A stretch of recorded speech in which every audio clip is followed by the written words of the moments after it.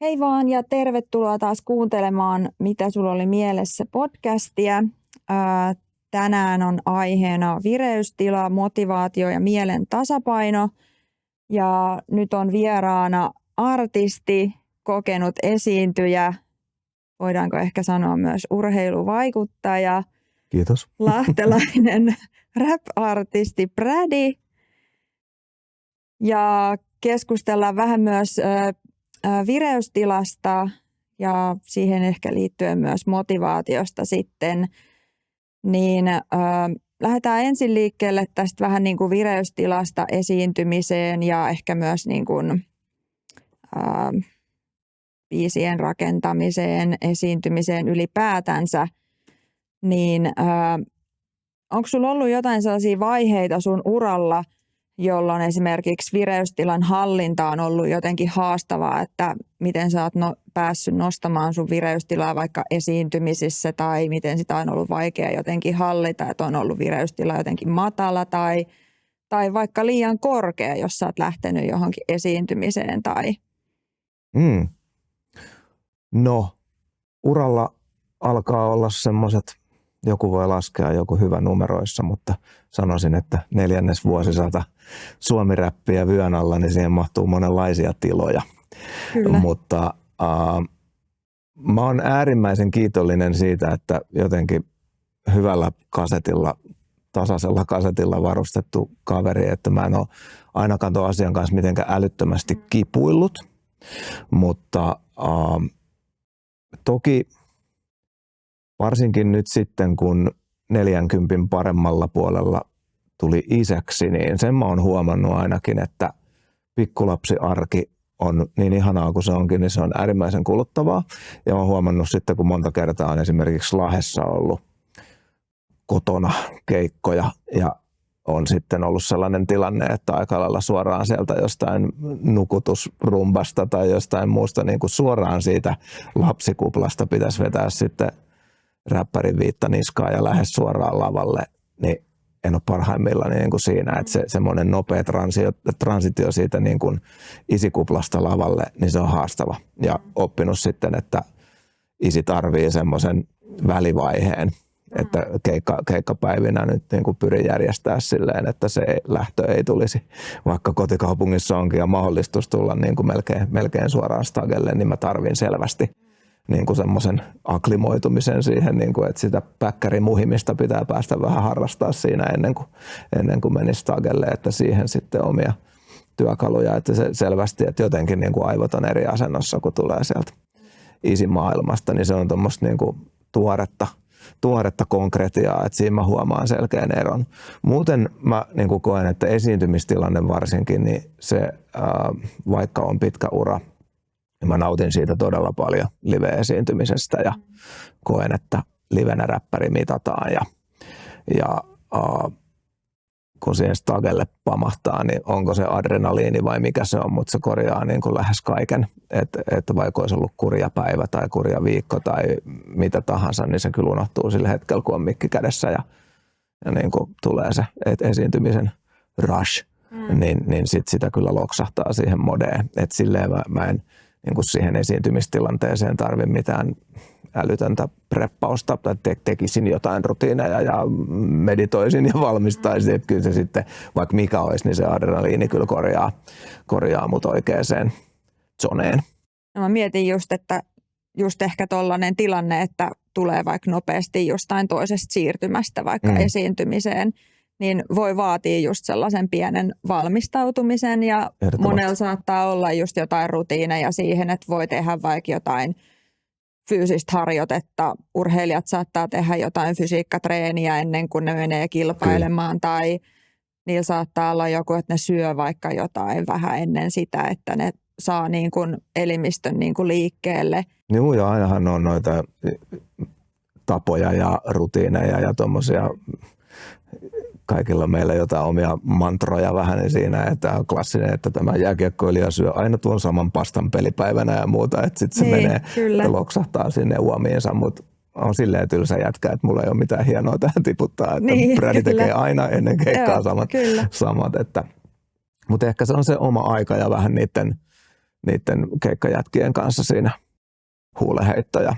Ja tietenkin sitten, jos on vaikka ohjelmistossa ihan uutta biisiä tai jotain, niin kyllä siinä sitten vähän treenataan ja käydään läpi ja vähän askelmerkkejä keikasta puhutaan. Mutta siinä saisi olla siinä keikkaympäristössä ja sen henkilöstön kanssa X määrän aikaa, niin sitten sitä ollaan siellä maailmassa, mihin ollaan menossa. Onko eri juttu sitten, jos sä teet keikkaa jossain tai sun keikkapaikka on vaikka jossain niin kuin kauempana, niin onko se vireystila sitten niin kuin erilainen? Huomaat sä siinä, että sä meet johonkin niin kuin Seinäjoelle keikalle, niin vaatiiko se sitten, sulla on vaikka pitkä ajomatka sinne, niin vaatiiko se sitten niin kuin vireystilan nostoa? Onko sulla niin kuin, kun sä pääset sinne keikkapaikalle, niin onko se sitten sama, että sun täytyy siellä saada hetki ennen sitä keikkaa vai pääset sä siitä saman tien heti siihen, niin kuin, että nyt tästä lähtee? No tuo on oikeastaan aika hauska, koska oikeastaan se keikkamatka on sitten ihan huippuhyvää aikaa ja se kuuluu siihen proseduuriin, että se matka kuuluu siihen ja siinähän sitä hetulaa ehtii heittää jätkien kanssa sitten. Ja nyt mennään vaikka tällä viikolla Joensuu kutsuu ja mä odotan sit oikein innolla, että mulla on parhaat ystävät, joiden kanssa mä esiinnyin ja 2 faijaa siinä ja siinä ehtii puhumaan elämät ja kaikki, niin se on sellaista äijäterapiaa aina se keikkareissu ja sitten siellä omat rutiinit, soundcheck, ruoka, hotelli haltuu, sitten sinne päkkärille muhimaan ja se on kivaa. Se on tosi typerää silleen, että meillähän on aivan käsittämättömän paljon niin sanottua hukkaa-aikaa sitten kun matkustetaan ja pääosin baareja ja yökerhoja vedetään, niin keikat alkaa niin kuin järjettömän myöhään. Niin se on sitten taas sairasta silleen, että me ollaan vähän niin kuin turhan panttina. Soundcheckit ja muut pitää tehdä ennen baarin avaamista ja muuta. Ja sitten me esiinnytään joskus 12:30 yöllä, niin siinä on niin kuin tunteja. Mutta kyllä ne vaan sitten katoaa, että on siinä mahdollisuus ehkä tirsoille tai mitä tahansa. Mutta toihan on tosi epäterve toi kuvio, että meidän pitää olla niin kuin performatiivisesti niin kuin aivan mintissä aivan keskellä yötä. Niin, kyllä. Se sitten tuosta easy-arjesta tuohon räppärin työhön, niin se on aina se mun viikonloppu on niin räjähtävästi erilainen kuin mun viikko on. Et mä ihmettelen sitä, että kuinka hyvin mun kuuppasen kestää ja hoitaa ja myös palautuu. Niin. Et ilmeisesti mä teen asioita oikein, koska mä en ole kipuillut sen kanssa sen enempää, mutta hullua se on, ja jos yksi pieni artisti saisi päättää, niin kyllä mä ton koko kulttuurin vaihtaisin, että toi meidän työaika olisi järkevämpi. Että samalla lailla kuin noilla sitten tommosilla musiikkivenueilla, missä sitten alkaa alkuillasta ja ihmiset pääsee sitten halutessaan ihmisten aikaan niin sanotusti kotiin ja muuta, mutta tämmöisenä baariluutana niin mulla ei ole sitä luksusta toistaiseksi. Miten sä näet, että esimerkiksi vaikka liikunta ja uni ja tällainen vaikuttaa sun vireystilaan? Ihan massiivisesti. Mä nyt varmaan tuun tämän haastattelun aikana monta kertaa tuohon isyyteen viittaamaan ja viittaan nytkin, niin pienet pojat, vauva-arki, taaperoarki. Mä odotin isyyttä niin älyttömästi, kun yli 40-vuotiaana vasta sain mun lapset. Ja kun sain viimein pieniä lapsia, niin mä oon halunnut olla tosi tämmönen niin kuin hands-on isi. Ja tein siinä virheen. Pojat varmasti nauttii siitä ja kiittää siitä joskus, että isi on ollut näin läsnä kuin on ollut, mutta mä pistin itteni kyllä johonkin mappiööhön muutamaksi, ehkä 3 vuodeksi, sanotaanko näin. Että mä en hirveästi huolehtinut. Mä oon ollut aina liikunnallinen ja liikkuja ja muuta. En mä hirveästi treenannut. Ja sitten joku semmoinen niin kuin söpö, mutta tyhmä juttu, että sitten kun se koko päivä menee niiden pienten kanssa ja sitten kun ne viimein niin kuin nukkuu, niin ei tajua mennä itse nukkumaan, vaan nyt minä otan sitten omaa aikaa ja kukkuu pikkutunneille silleen, että niin kuin unet on varmaan vieläkin vähän retuperällä, että mä voisin taatusti nukkua. Nyt kun jätkätkin nukkuu hyvin, niin paremmin, mutta kyllä sitten tulee roikuttua. Ja myös silleen, että milloin ne uudet biisit synnytetään sitten, että mä olin pitkään vähän niin kuin koti-isänä arjet, niin en mä biisejä tehnyt päivisin, että sitten jos meinaa uusia biisejä edistää, niin niitä edistetään sitten yöllä. Mutta nyt pienet on päivähoidossa ja päivässä on uudenlainen rytmi. Ja mä oon sitten myös ollut aina niin kuin yökirjoittaja. Niin mä oon yrittänyt opettaa itseäni nyt sitten semmoiseen työpäiväluonteeseen, että mä saisin myös keskellä päivää tehtyä sitten. Mutta nyt kun mä oon palannut päivähoidon myötä reenirutiineihin ja niin, että liikunta on tullut takaisin elämään ja muuta, niin mä oon aivan eri ukko. Kyllä. Mä tiedän kyllä, mitä mä voisin vielä korjata ja niin kuin optimaalisemmin elää, mutta tällä hetkellä tuntuu, että voin tosi hyvin ja jaksaa ihan eri lailla sitä kotirumpaakin tietenkin, kun se liikunta on siinä mukana. Että kyllä mä oon aina urheillut, niin mä käsitän, että mä pystyn laittaa sen niin kuin romukoppaan oikeastaan niin kuin muutamaksi vuodeksi melkein, että nyt vetää useamman kerran viikossa taas jotakin liikuntaa, niin hirvittävä ero. Että kyllä mä koen, että se voi olla vähän kliseistä, mutta kyllä ne vaan uni, ruoka, liikunta, että jos ne on kasassa, niin kyllä todella paljon auttaa tekemiseen. Tuo on varmaan niin kuin monen pienen lapsen vanhemman helmasynti, että laitetaan se oma aika sitten sinne iltaan ja sitten ihmetellään, että miten se ollaankaan näin väsyneitä, kun valvotaan sinne pikkutunneille. Mutta ilmeisesti just toi sullakin liikunnan lisääminen ja kaikki tollainen, niin on sitten sitä niin kuin myöskin sitä palauttavaa toimintaa, että se niin kuin palauttaa sua siitä niin kuin edellisen päivän ja tulevan päivän ja kaikesta niin kuin sellaisesta, niin monelle se on just se palauttava asia. Se on myös sitten vaikka nopeakin treeni, niin se on kuitenkin semmoista ihan sun omaa aikaa, niin se on mun arjessa tällä hetkellä, niin niitä semmoisia iskän omia aikaikkunoita ei ole hirveästi, niin treeni on yksi sellainen. Miten sä pystyt tai löydät sun motivaation esimerkiksi silloin, kun vaikka esiintymiseen tai biisien tekemiseen tai mihin tahansa sun esiintymiseen silloin esimerkiksi, jos sun vireystila on vähän matalalla? Motivaatio. Mä oon kyllä tosi motivoitunut. Ura, niin... ja mä oon edelleen hirvittävän motivoitunut ja haluan pelaa tätä peliä silleen, että mä ajattelen, että mun piikki on vielä tulossa. Niin, kyllä. Mä en ole semmoinen, että nykyään kun Suomi-artistit voi tehdä tosi isosti ja on nähty stadioneita täyttäviä suomiräppäreitä ja muita, niin sitten kysytään, että koska sä vedät jonkun stadikan tai jonkun hallin, niin ei mulla ole mitään sellaista bucket listia. Mä oon hyvin realisti ja mä pidän tosi paljon tuosta mun niinku peruspuurtamisesta, että mä rakastan vetää noita pieniä ja keskisuuria maakuntabaareja ja yökerhoja. Mä tykkään tavallisia ihmisiä, semmoista oikeaa blue collar kansaa. Mä niinku luulen, että mä tunnen mun kuuntelijat ja mä tykkään olla lähellä heitä. Et mulla ei ole semmoisia, että mua ajaa eteenpäin se, että sitten kun mä oon 50, niin mä vedän sen stadika. En mä ajattele silleen, mutta rap ja hip-hop on hyvin semmoinen niin kuin perustasollaan aika kilpailullinen genre. Se tulee sieltä battle-kulttuurista ja breakdance-battleista ja että mä vedän paremmin kuin sinä. Ja se on hirvittävän hyviä nuoria kirittäjiä, että vuosikausia odotettiin, että koska ne junnut tulee ja ottaa meidän paikan, tullut. Niin nyt se on tullut. Et on niin kuin, nyt mua motivoi hirvittävästi se, että ketä meitä on minä ja Elastinen ja Paleface ja Red Rama ja ketä meitä on niin kuin aikalaisia, niin miten me otetaan tämä tilanne vastaan, kun ne junnut kiistatta tuli ja otti ton tontin, niin mitä niin kuin yli 40-vuotiaat suomiräppärit voivat olla ja miten me voidaan sukupolvet kohdata ja mua niin kuin kiinnostaa tämä tämänhetkinen tilanne tosi paljon ja pitää virkeänä. Koska on niin nuori genre, että me ei olla koskaan vielä nähty, mitä vaikka sitten 50 suomiräppäri on. Ja yleisö oppii koko ajan, yleisö vanhenee koko ajan ja niin kuin aikuisia räppäreitä tarvitaan. Että kiistatta tämä oli jotain ihan muuta kuin, niin kuin nuorison oma juttu. Aina nuoret luo trendit, nuoret on massiivisen tärkeä juttu, mutta sitten kun mä katson omia idoleita, niin ne alkaa olla plus 50 ja tosi teräviä ja tekee hienoja juttuja. Kyllä. Että vallitseva tilanne motivoi aika lailla. Ja mulla on paljon annettavaa.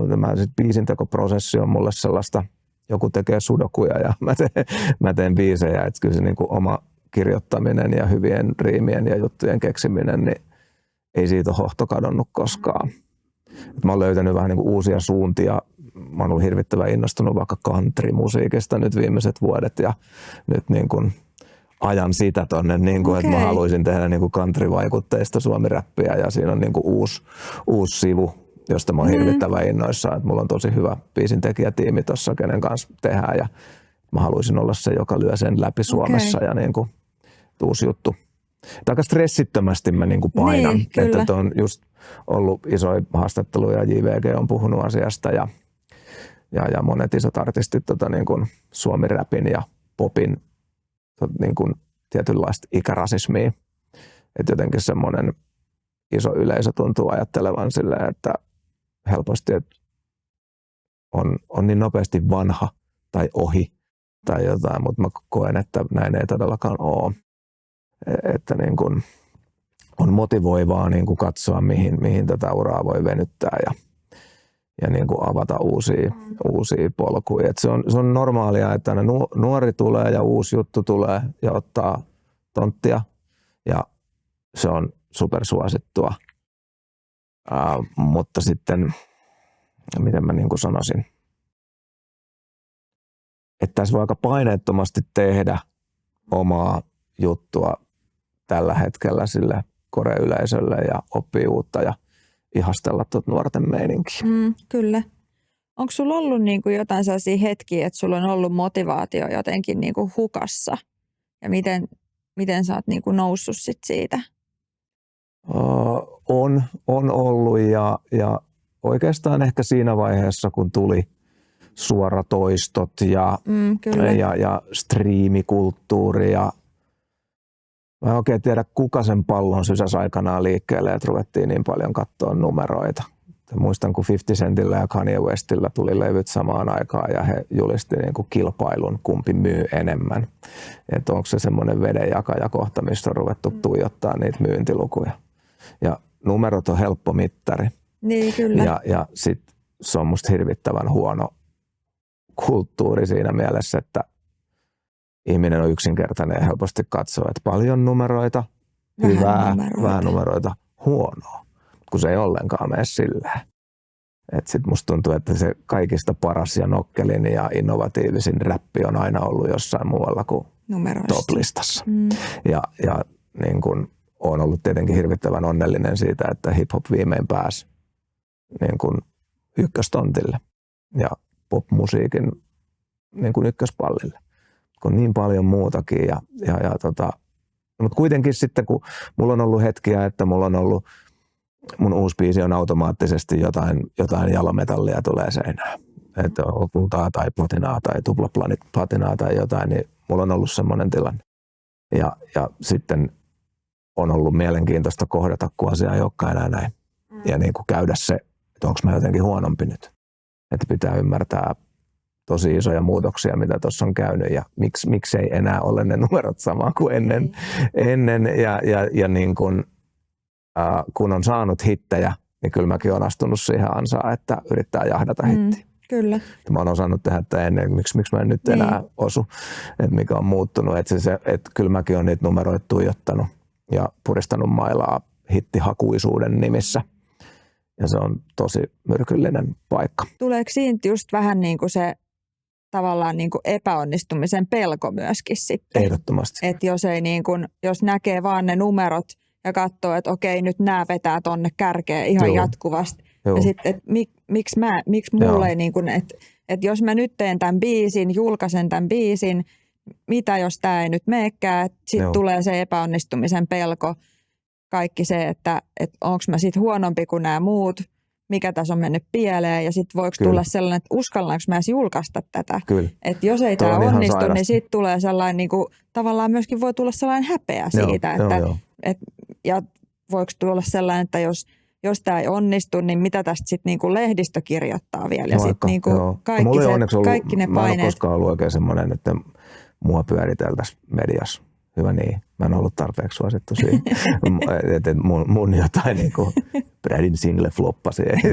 Mutta siis tällaiset on ihan relevantteja pelkoja niinku jollekin. Mutta siis käytän sanaa sairas, että tuo kuvio, meillä on niin paljon mittareita, meillä on No Spotify on ehkä markkinajohtaja nyt tuolla suoratoistomaailmassa, mutta se, että se Spotify Top 50 Kyllä, on sellainen maaginen asia, että jos uusi biisi ei breikkaa sinne 50, niin ihmiset kokee, että se on epäonnistuminen. Hell no. Niin tuhansia biisejä tulee joka viikko ja että siitä massasta pääset, niin se on ihan niin kuin valtava onnistuminen. Ja siinä pitää olla niin monta asiaa onnistua, että on siinä, mutta mä oon 46, mutta joku on 20 ja niin kuin tekee eikä ole kilsoja, eikä ole epäonnistumisia, eikä nähnyt vaikka tyhjää salia koskaan. Ja niin kuin on ensimmäisellä singlellään räjäyttänyt pankin ja niin kuin luulee, että asiat on näin. Niin sitten kun tää on näin nopeata, niin se seuraava sinkku voi olla jo ihan silleen, että aavikkopensaita menee. Et jengi siirtyy jo. Että on ihan älyttömän kiitollinen tilanne, että olen tässä vielä ja saan tehdä tässä vielä, mutta tuntuu, että nykyurat on superlyhyitä. Isoin nousui, kovia pudotuksia, niin miten sitten kun sulla on sovellus sitä varten, missä sä voit uuden biisin kuuntelua reaaliajassa seurata, kun ne numerot raksuttaa siellä ensimmäisen viikon ajan. Niin kuka on niin kova, ettei ollenkaan sinne kurkkaa. Niin sitten mä voin kuvitella, kun junnut katsoo. Ja sitten ne vertaa itseään. Sex Mainin sinkku meni tohon ja toi meni tohon ja mulla on vasta nyt tässä 200 kuuntelua. Olen aivan paska. Niin. Ja se on kaikki mahdolliset mittarit, käppyrät, peilit, mistä sä voit itseäsi arvottaa mukaan artistina. Ja niin kun se on aivan hullua. Että jos mä jonkun resurssin antaisin levyyhtiöille ja itsenäisillekin artisteille, niin oispa sitten joku niin kun psykologinen valmennus tai joku sellainen, että millä junnujen päät kestää ton niin kuin numero, että osaisi käsitellä tuota numeromaailmaa ja sitten myös niin kuin sitä, että kun siihen uraan kuuluu nousuja ja laskuja, niin ettei ole paniikissa, kun sen niin kuin yhden hemmetin hyvän kesän, kun sulla oli kaikki festarit ja kaikki puhu susta, niin sen, että seuraavana kesänä tällä nykysyklillä, niin siinä on joku toinen siinä tontilla. Niin miten sitten niin kuin pysytään kasassa ja jatketaan? Eikö meillä ole vähän niin kuin urheilussakin ja vähän ehkä myös musiikkibisneksessäkin vähän sellainen kulttuuri, että voittajat muistetaan? Joo. Se on tosi niin kuin raadollista se on urheilubisnes ja musiikkibisnes ja kaikki muukin tällainen, niin että vähän sellainen, että voittajat vaan muistetaan. Kyllä, ja tällä hetkellä niin suomalaisessa kentässä voi olla varmaan koskee muitakin aloja, mutta on tosi kärkipainotteinen meininki silleen, että on kourallinen artisteja, jolla menee superlujaa ja kaikki fokus on heissä ja kaikki resurssit on heissä ja niin kun, no kaikki on kourallisella tyyppejä. Mutta sitten semmoinen niin keskiluokka puuttuu kokonaan ihmisten ajatuksissa silleen, että tavallaan, että sulla on se absoluuttinen kärki ja muuta ei ole mitään. Niin, tämä on ihan never heard. Se on tosi hullua ja niin kuin ihmeellistä silleen, että on muutama, jolla menee tosi kovaa ja muut sitten tappelee murusista. Et se on tosi top heavy englanniksi. Sitten ollaan luova työ kuitenkin, niin sehän vaatii sellaista niin kuin tavallaan vapauttavaa tunnetta, jotta sulta syntyy jotain. Ja sitten jos sulla on koko ajan vähän sellainen niin kuin paineistettu tilanne, että miten mä pärjään, epäonnistuuko tämä, voiko tästä tulla mitään, niin kuinka sellainen niin kuin tunne tai paineistettu tilanne, niin miten se näkyy siinä niin kuin luovassa prosessissa tai luovassa työssä? Mä sanoisin ehkä, että sitten mä oon nyt jo hyvän Jaakobin... Tai esiintymisessä. Niin. No, mistä mä alkaisin purkaa? Aika ison Jaakobin painin käynyt tuossa, että päässyt itse tuosta suurimmasta numerostressistä. Mä oon hyvin realistisesti katson tonttiani suomalaisella musakartalla ja missä nyt mennään. Mutta ehkä siinä vaiheessa, kun musiikista tuli ihan oikea ammatti, niin paine syntyy myös siitä, että nyt kun tämä on elanto, niin mun biisien tulee menestyä ja jotta keikkaostajat huomaa minut ja kun ehdoton leijonan osa elannosta tehdään tuolta tien päältä, että tekijänoikeuskorvaukset, muut, ne on siellä ja sitten kun menee kovaa, niin ne on ihan oikeata rahaa, mutta ei se silti ole elantorahaa, että kyllä suomalainen artisti keikkailee elääkseen, niin että menestynyt biisi on yhtä kuin keikat, niin sitten sitä rupeaa spennaamaan, että jos mulla ei ole hittiä, niin ei mulla ole keikkoaikaa. Tai niin sitä ajattelisi. Ja niin se sitten luo sitä painetta, että tämä on mun työ. Ja jos mulla ei ole keikkoa, niin sitten mä en syö. Vimpasin, kato räppäri kun on. Niin se on paha. Se on paha, mutta nyt sitten, jos omasta tilanteestani puhun, niin matkaa on paljon takana. Mulla on paljon katalogia, mulla on jokunen ikivihreä suomi-räppibiisi.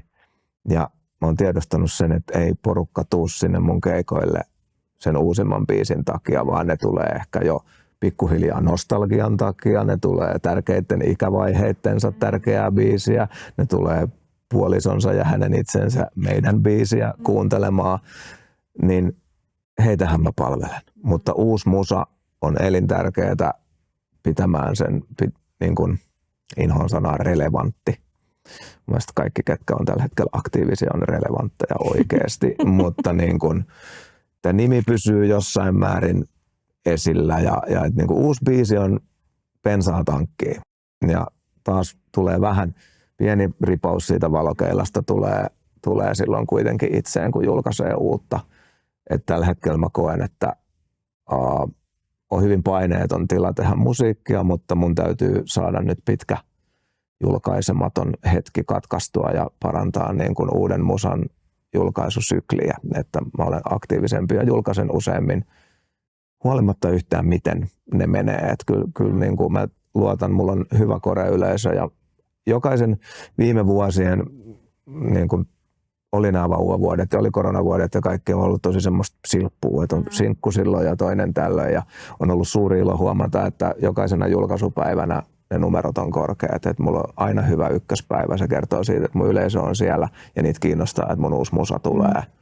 Eli säkin seuraat niitä numeroita? Seuraan mä sen verran, joo, totta kai on se musta äärimmäisen mielenkiintoista ja myös niin kuin semmoista omaa työkalupakkia vähän, että ja niin kuin on se kiva tietää, että he kuitenkin on siellä. Että kysymys on ehkä siitä sitten, että mitä tapahtuu sen, mikä biisi niin kuin kasvattaa jalat. Että se alun uutuuden kuuntelupiikki, niin se droppi ei olisi niin syvä. niin sitten ehkä, että jos julkaisutahti on nopeampi, niin sitten tulee niitä nousujakin useammin. Niin, että siinä mun täytyy parantaa ja uskon, että tässä nyt kun ollaan kivojen uusien countrybiisien äärellä, niin päästään niitä tiputtelemaan tuossa.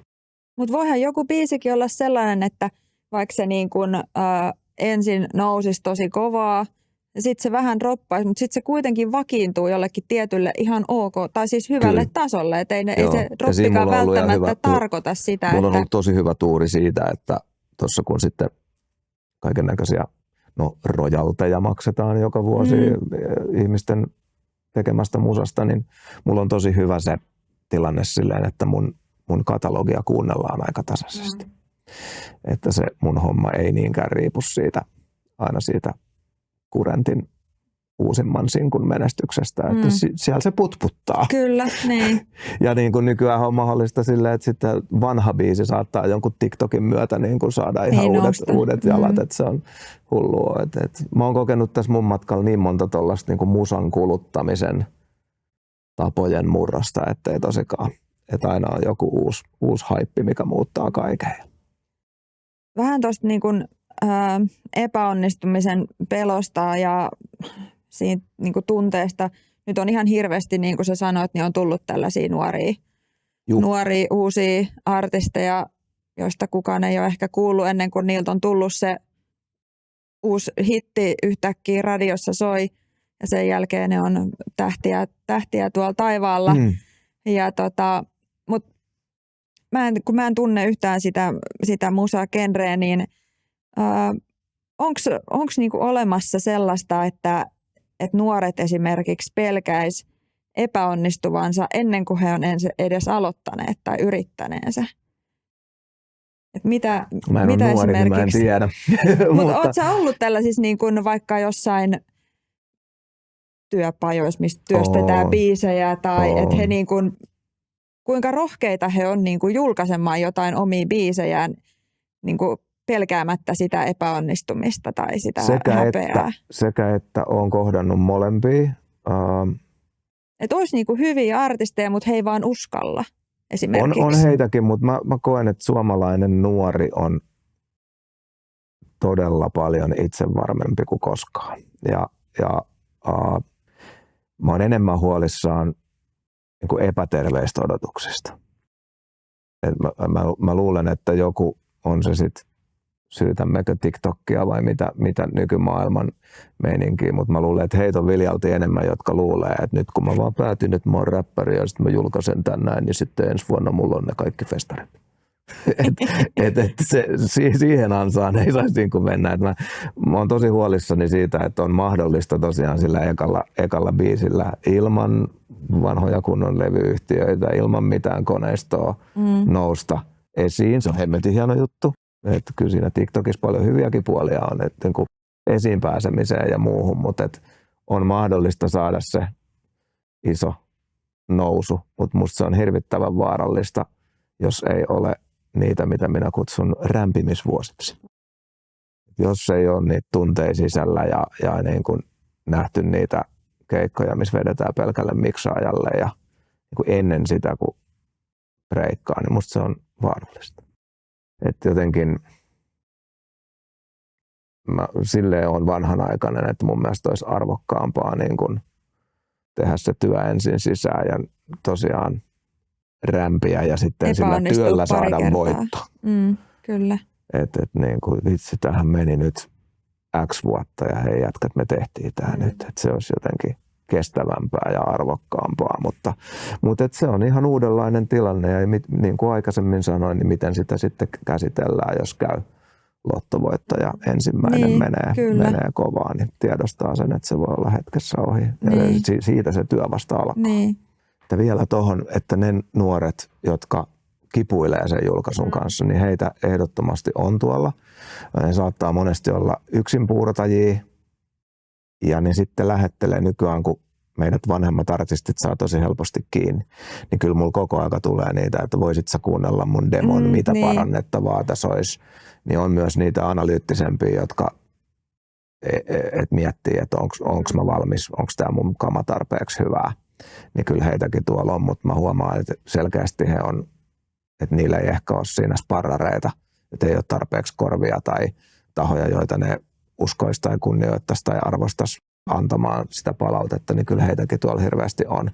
Ja mä yritän kyllä joka ikisen viestin lukea ja joka demon kuunnella, ja jos vaan voi jotenkin auttaa, niin mutta heitä on, ja sitten toiset lähettää sen biisin, mutta ne on jo valmiiksi sillä kulmalla, että ne on valmiina tällä vallottamaan maailman, mutta molempia on kohdannut. No, sä oot aina ollut niinku joukkuepelaaja, sulla on urheilutaustaa erilaisista joukkuepeleistä. Joo. Niin kaipaatko sä siihen tekemiseen aina, tai siis niinku tavallaan ryhmän ympärille, tukemaan niitä sun ajatuksia, tekemistä, myöskin sitä vireystilaa nostamaan, motivaatiossa niin kuin tukemaan ja sitten myöskin vähän sellaista niin kuin pallotella niitä ajatuksia, että hei, mulla olisi tällainen idea, vaikka siitä country-räppi-suuntauksesta, että hei, onko tämä ihan hullu idea vai mennäänkö tällä? Selvästi tarvin. Musta on tosi kiva. Ryhmätyö on parasta ja siitä kertoo se, että mulla on tosi paljon kappaleita, jossa vierailee joku artisti, koska musta se on ihan hirvittävän antoisaa. Mulla on idea ja sit mä sieluni silmin näen, miltä tää tulee kuulostaa. Ja sitten mä myös ajattelen, että ei vitsi, että tämän kun Juha Tapio, kun tämän vetäisi, niin tämä olisi niin kuin maalissa. Ja sitten mä lähden yrittämään, että voisiko se olla mahdollista. Että kyllä sitten, jos mulla on joku visio ja joku toinen toteuttaa sen mun silmissä paremmin kuin mä itse, niin sitten mä kyllä matalalla kynnyksellä pyydän vierailijaa. Ja sitten aina niistä sessioista musta oppii ihan hirveästi, kun näkee kollegan työskentelytapoja ja varsinkin oman genren ulkopuolelta tuleva artistin työskentelytapoja. Molemmat voi oppia ja se on musta hirveän hedelmällistä. Mutta joo, tykkään sparrata ja pallotella paitsi omaa tekstiäni. Et sit niinku biisejä, tuotantoa, kertosäkeitä, niinku melodisia juttuja, niin niissä ja ideoissa sille biisi-idea vaikka ihan joku niinku, että mistä joku biisi kertoo, että sain muuten hyvä idea, että mitä jätkät olet joku mieltä, että voisiko tässä olla jotain, pitäisikö tästä kirjoittaa. Niin sit joo, mutta sit kun mä rupean tekemään omaa tekstiä, niin sit mä haluaisin olla kuplas. Et niistä mä en tiedä mistä se johtuu. Nykyään tosi paljon ja iso osa suomi-räpistä tehdään niin sanotuissa sessioissa, että tehdään paikan päällä, että siellä on tuottaja ja mahdollisesti jotain kirjoittajia ja artisti ja tehdään siinä on the spot ja luodaan siinä. Mut mä pystyn siihen, mutta se ei ole musta kivintä. Et sitten mä teen tuottajan ja muusikoiden ja muiden kanssa sitten studiolla juttuja ja sitten mä otan sieltä, pyydän biitin ulos ja mä haluaisin mennä kotiin sitten sen kanssa, kun mä teen omia tekstejä. Ja en mä kyllä niihin hirveästi pyydä mitään. En mä niitä niinku käytä. Tykkään tekstijätkät tästä säkeistöstä, niinku että ne on silleen sitten. Otan vastaan palautetta. Mutta eipä mua kukaan oikein hirveästi koskaan pyrkinyt korjaamaan. Kukaan ei ole kyseenalaistanut, että tämä ei niin kuin nyt lähde. Ehkä jotain semmoisia voidaan sitten vaikka tuottajan kanssa, kun äänitetään, että hei, mites matalampi äänenpaino, tai pitäisikö toi vetääkin vähän melodisesti, tai sit mua saa ohjata ja tuottaa ja ehdottaa, mutta ehkä se konkreettinen teksti, niin siinä mä oon aika niin kuin, se on mulle ylpeyden aihe, ja mä pidän itseäni hyvänä kirjoittajana, ja niihin mä en silleen hae sitä peiliä, että ne mä hoidan sitten itse. Okei. No, loppuun vielä tähän pari kysymystä. Mikä on nyt sulla sellainen biisi, tai ylipäätänsä joku biisi, mikä nostaa sun fiilistä? Oma vai muitten? No vaikka sun oma. Jos sulla on joku oma, jos sä haluat hypettää sun jotain omaa biisiä, niin sekin käy. En mä käytä omaa musaa varsinkaan niin kuin itseni motivoimiseen. Mä aika ajoin palaan. Mä aina välillä teen semmosia, että kuunnellaan oma katalogi läpi. Ja pakotat kaikki kuuntelemaan. Ja silleen, että ei vitsi, että tää oli aika hyvä. Ja on aika iloinen tilanne, että tulee hyvä mieli oman katalogin kuuntelusta, mutta en mä silleen, niitä tulee aina jauhettua niin paljon ennen sit julkaisuhetkeä, että sit on oikeastaan jo itse kyllästynyt siihen, kun se on julkaistu. Niin en mä kuuntele omaa musaa. No eikä meillä himassa soi silleen, että lapset saattaa joskus pyytää isin biisin, mutta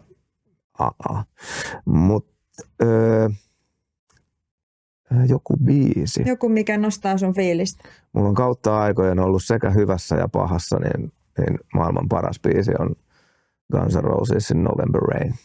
Ja se toimii suruun, se toimii iloon. Mä saan siitä niinku tankit täyteen. Se on hullun Axelin magnum opus. Mutta en mä sano sitä nyt tähän, mutta kyllä se on semmoinen, että jos mulle soittaa November Rainin, niin sit mä oon taas peli päällä. Mutta varmaan sieltä niinku country ja semmoinen niinku fuusio country, moderni juttu, missä on, mä en kuuntele ehkä semmoista niinku trad, oikein niinku vanhakantasta countrya, vaan se on sitten vähän uudempaa, mihin sekoittuu asioita, niin sieltä se varmaan on, että viime vuodet mä oon varmaan enemmän uinut sitä allasta kuin räppiä. Silleen jotenkin. Varsinkin niin kuin amerikkalaiseen valtavirtaräppiin, jota mä oon kuluttanut 10 vuodet niin paljon, niin siellä on musta tosi tylsä hetki tällä hetkellä, että sit just se paras kama on vähän undergroundissa ja niin sit jotenkin mä oon hakenut niitä uusia fiiliksiä ja tuoreita tunnelmia muusta musasta kuin räpistä. Joku biisi. Semmoisen tosi mielenkiintoisen jätkän mä oon löytänyt kuin Lil Man J. Se on olikohan se Nashvillestä vai mistä se on, mutta se on sellainen kundi, millä on about kaikki haasteet, mitä voi olla. Niin kun se on varmaan monellakin tasolla jollain tavalla lasketaan niin kun vammaiseksi, että sillä on fysiologisia haasteita, se on pieni ja se on vähän kierrossa ja sillä on paljon niin kuin haittaa, mutta se on ihan mielettömän lahjakas ja tekee tosi hyvää. Sillä on räppipohja, mutta se tekee nyt semmoista vähän urbaanimpaa countrya. Soittaa omintakeisesti kitaraa silleen vähän niin kuin kantele-tyyppisesti ja ihan mielettömän catchyjä, niin kuin todella kovia biisejä. Et varmaan 2 mun viime kesän soitetuimpaa biisiä oli sen. Okay. Ehkä mä sanon sen jätkän silleen ylipäänsä, että se on ollut tosi inspiroiva ja aivan mieletön kaveri. No niin, Lil Man J. Kaikki siis kuuntelemaan sitä.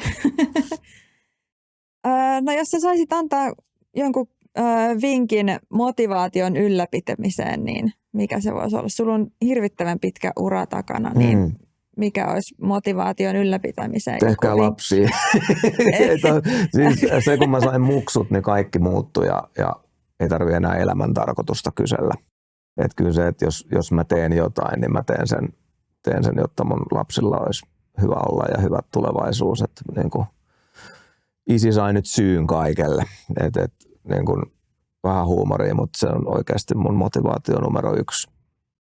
Jaksaa ja tsemppaa ja niin on mun pienet pojat. Mutta noin muuten ihmisille antaisin sellaisen, että ruokkikaa teidän kiinnostuksen kohdetta. Et kaikki meistä ei saa sitä unelmaduunia, niin sanottua unelmaduunia. Moni meistä menee harmaana salkku kädessä tekemään todella mielestänsä tylsää pakkopullaa, kunnes kellokortti leimataan ulos ja viikonloppuna lähdetään vapaalle. Näin se maailma vaan menee ja meitä on paljon, jotka tekee sitä. Ja, mä oon saanut intohimo-duunista, unelmaduunista nauttia tosi pitkän ajan ja saanut siitä paljon oppia. Et on syytä muistaa, että meidän ala on supertuulinen, turvaton, arvaamaton ja monella tavalla ihan sairas, niin kuin sanoin. Mutta mulla on hirvittävän iso liekki siihen. Ja niin kuin suurimpienkin vastatuulien hetkellä se niin kuin perus. Mä muistan sen, miksi mä oon rakastunut siihen ja miksi mä rakastan sitä. Ja se saa mut jatkamaan. Niin mä toivoisin, että jokainen ihminen löytäisi ihan arjestaan semmoisen, että olisi joku asia, mistä on tosi innostunut ja pitää siitä. Se voi olla vaikka postimerkkeily sitten, tai sitten se voi olla penkkipunnerus, tai sitten se voi olla NHL-penkkiurheilu, mutta joku. Niin antakaa sille vielä vähän enemmän ja niin kuin ruokkikaa sitä ja sylelkää sitä. Että yrittäkää löytää mielenkiinnon ja innostuksen kohde ja pitäkää se liekki niin kuin elos. Että se antaa ihan hirvittävästi, jos on yksikin, että tästä mä tykkään. Ja sitten vielä hienompaa, jos on joku, mitä sä konkreettisesti teet ja sais sen tunteen, että tässä mä oon hyvä. Niin jokainen ihminen musta tarvitsisi sellaisen. Vastaako toi yhtään? Vastaa. Kiitos. Kyllä se luo motivaatiota, jos sä annat niin kuin bensaa sille liekille, mistä sä oot innostunut. Näin. Hyvä. Näihin viisaisiin sanoihin on ehkä hyvä päättää. Kiitos sulle ihan hirveästi, että tulit. Kiitos kutsusta, olen otettu. Ja missä saat vähän hypettää vielä, missä sut seuraavaksi voi nähdä? Koska jakso tulee? Varmaan tuossa viikon päästä ehkä. No nyt mä menen tässä, kun me puhutaan, niin mä menen perjantaina Joensuuhun. Jos olitte Joensuun keikalla, niin kiitos siitä. Mitähän sieltä vielä tulee? Varmasti ainakin toi... Se on loppuvuosi jäljellä, niin nyt... Joo, Seinäjoelle ollaan tulossa. Oliko 29. päivä vielä marraskuun puolella. Ja joulukuussa siellä taisi olla kivasti ehkä 4 keikkamerkintöä. Siellä oli Valkealaa. No niin, se on tässä lähellä. Piikkiö Turun kainalossa. Mitähän muuta? Mitkä ne 2 muuta vetoa oli? Tapanin päivänä Helsingissä. Tapanin tansseissa. Noniin, sinne.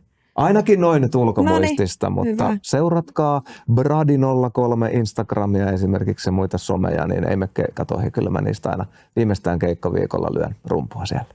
Ja ääntä voi kuulla Lahti Basketballin peleissä Tulkaa siellä. peleihin, Kyllä, tulkaa Laban matsiin. kyllä, Tehdään sillä äänentoistolla parasta, mitä pystytään. kyllä. Eli siellä voi kotipeleissä kuulla. Aina saa tulla Kuulla vetämään ääntä. hihasta. Kyllä. hihasta. Eli kiitos sulle, että tulit vieraaksi ja oikein ihanaa syksyn jatkoa ja Kiitos samoin. loppuvuotta. Kiitos. Kiitos.